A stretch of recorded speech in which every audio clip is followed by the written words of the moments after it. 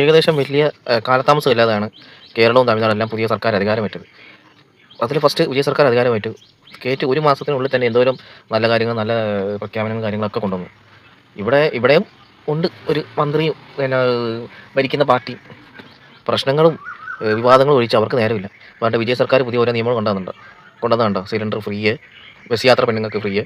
ഇവിടെ ഒരു ബസ് യാത്ര ഫ്രീ കൊണ്ടുവന്നതിൻ്റെ കൊല്ലാപ്പം പ്രശ്നങ്ങൾ ഇതുവരെ മാറിയിട്ടില്ല ഇവിടെ.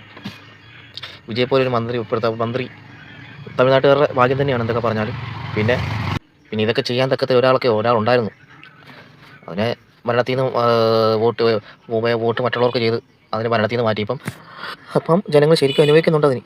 പ്രളയ സമയത്തും അസുഖങ്ങൾ പോലും വകവെക്കാതെ ജനങ്ങളുടെ തുറന്നൊരു നേതാവ് സഖാവ് പിണറായി വിജയൻ സാർ ഉണ്ടായിരുന്നു.